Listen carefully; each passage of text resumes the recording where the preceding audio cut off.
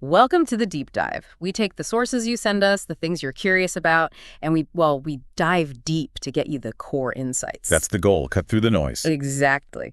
And today, we're looking at a really disturbing case thanks to an article from Roadside Tales. It's the story of María Ángeles Molina, or Angi. Yeah, this one, it really sticks with you. It's about identity manipulation and just how far someone might go. It really is. We're talking about a woman accused of, well, basically murdering someone to steal their life, and then years later, after prison time, allegedly trying to do it again. It's like identity theft taken to its absolute terrifying conclusion.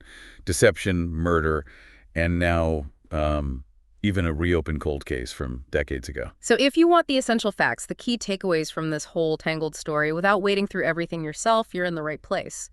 Let's unpack Angie's story. Okay, so it really starts, or at least the part that brought her notoriety, back in 2008 with Ana Páez. Right. Ana Páez. What happened there? Well, her body was found outside Barcelona. The scene was strange from the start. Her hands were bound, plastic bag over her head, suffocated. Okay, horrible. But what made it strange? No forced entry into her place. Nothing appeared stolen, and crucially, no obvious motive right off the bat. It was a puzzle for the investigators. And then came the really bizarre twist. Exactly. The twist wasn't just the lack of motive, it was that, in a sense, Ana Páez was alive. Someone was actively living her life. Living her life? How? For nearly 2 years, apparently.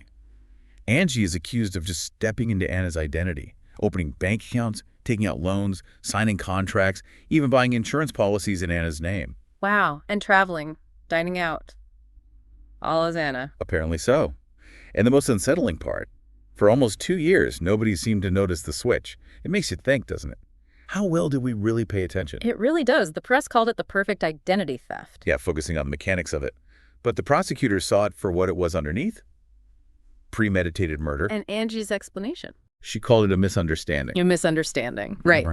But the article suggests this wasn't her first time dabbling in deception. Not at all. There was a history there. Yeah. Forging documents, credit theft.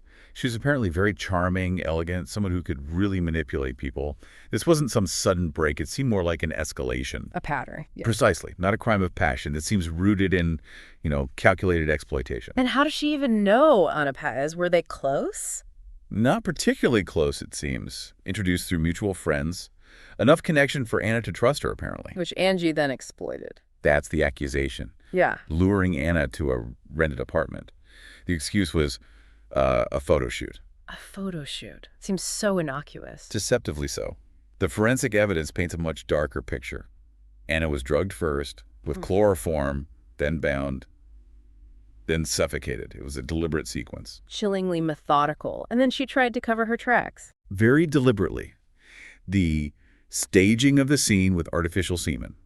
That wasn't random. It was clearly an attempt to mislead the police, make it look like a sexual assault, point them away from the real motive. That shows a disturbing level of forethought. But these things, they often unravel, don't they? Were there mistakes? There always seem to be cracks, yeah. The article mentions Angie's own internet search history. Searches for suffocation methods, identity theft, insurance fraud.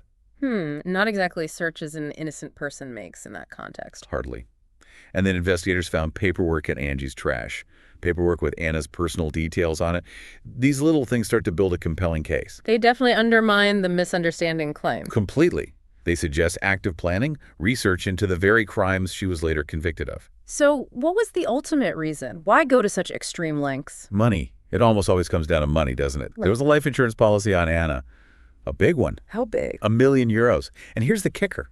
It was taken out just weeks before Anna's death. And the beneficiary? Let me guess.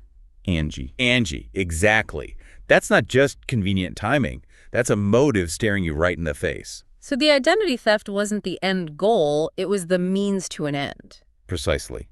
The impersonation was the tool to cash in on the murder. So despite denying everything, claiming she was framed, the court didn't buy it. In 2012, she was convicted. Murder and fraud. Sentenced to 22 years. And the judge called it a cold, calculated erasure of a life for money. Pretty damning summary. And you'd think, okay, case closed, tragic, but justice served, sentence handed down. You would think. But this story, it just keeps going. Fast forward to March 2025. Angie gets released on prison leave. Okay. And then, And then almost immediately, she's accused of planning another murder. It's almost unbelievable. wait, seriously, after serving time for that, she's accused of trying it again. That's the allegation. It makes you question everything, doesn't it? Rehabilitation remorse? So what are the details this time? Well, someone came forward. They claimed Angi tried to hire them, basically recruit them for a hit job. Hire someone else to do it. That's the claim. Mm-hmm. Suggests that same pattern, maybe, of manipulation using others. Do we know who the target was? No, that hasn't been made public. Just that the plan was allegedly stopped before anyone got hurt, thankfully. So she was rearrested. Immediately. Back in court, she refused to speak. Her lawyer, of course, denies the charges. But the prosecutors must feel they have something. They seem confident. They mentioned a familiar pattern. That phrase says a lot, given her history. And as if that wasn't enough, there's more, right? Something about her husband. Yeah, another layer. They've reopened the investigation into her husband's death way back in 1996. 1996, what happened then? Originally, it was ruled an accidental drowning in a river. But now they're looking again. Why? Well, guess who was the beneficiary of his life insurance policy? Angi. Angi. And it was reportedly a hefty payout. Mm-hmm. Given everything that came later, the timeline, the MO, it raises serious questions about whether that accident was really an accident at all. Wow, so this potential pattern might go back decades. It certainly opens up that possibility. A chilling thought. So it all leads back to that question the article poses. Who is Angi? Is she a murderer, a master manipulator, a chameleon? It's the core mystery.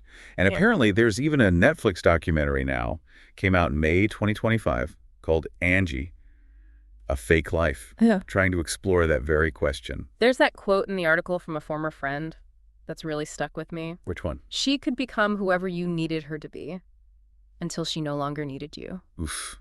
Yeah, that cuts right to the heart of it, doesn't it? Yeah. That ability to mirror people, exploit their needs, their trust, and then just discard them. And the article makes this point about how people like her operate. It's not always loud or violent, not in the typical sense. Right, sometimes it's quieter. Through silence, through paperwork, long cons, hiding behind this mask of charm or normalcy. They don't chase, they wait. That line is haunting. It really captures that patient, calculated approach. It's not impulsive, it's planned. Focus on control, on the long game. So where does that leave things now? As of May 2025. Angi's awaiting trial for this alleged second murder plot. Her lawyers are fighting it, obviously. But if she's convicted this time... It could be life without parole. Potentially, yes. A very serious outcome. And yet the article mentions her demeanor. Still calm, even smiling. Apparently so. Yeah. Which just reinforces that image, doesn't it? Someone obsessed with control. Control over her image, the story, other people's lives. So wrapping up this deep dive, the main takeaway is just this deeply unsettling picture of calculated deception, violence, all seemingly for personal gain, for money. It really makes you think. It absolutely does. It forces you to confront ideas about identity, how fragile it can be, and about trust. How well can you ever truly know someone else's intentions, especially someone who's perfected the art of the facade? It leaves you with that final unsettling thought, doesn't it? Given her history, this apparent lack of remorse, what does this case tell us about the potential for manipulation out there? How many other silent killers, as the article implies, might be operating? Not with guns, maybe, but with spreadsheets and charm and long, patient schemes. It's a disturbing question. What other hidden dangers lurk beneath seemingly normal surfaces? Cases like Angi's force us down those darker roads, make us look closer.